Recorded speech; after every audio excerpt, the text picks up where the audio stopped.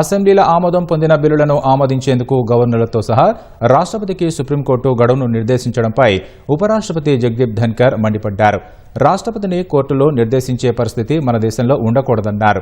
Rajya Sabha internal సమావేశంలో మాట్లాడిన ధన్కర్ న్యాయ వ్యవస్థ జవాబుదారీతనం లేకుండా పనిచేస్తోందని, రాజ్యాంగాన్ని అతిక్రమిస్తోందని ఆరోపించారు.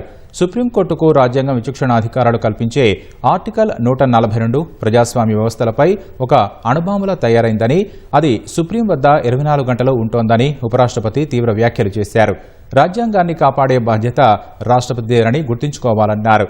కోర్టులు చట్టాలు రూపొందించడం, కార్యనిర్వాహక విధులు నిర్వర్తించడం, సూపర్ పార్లమెంటుగా వ్యవహరించడం సరికాదని ధన్కర్ వ్యాఖ్యానించారు.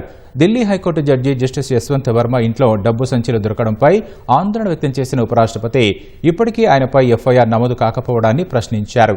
సామాన్యుడిపై ఒకలా, జడ్జిలపై ఒకలా చర్యలు తీసుకుంటున్నారని ధ్వజమెత్తారు.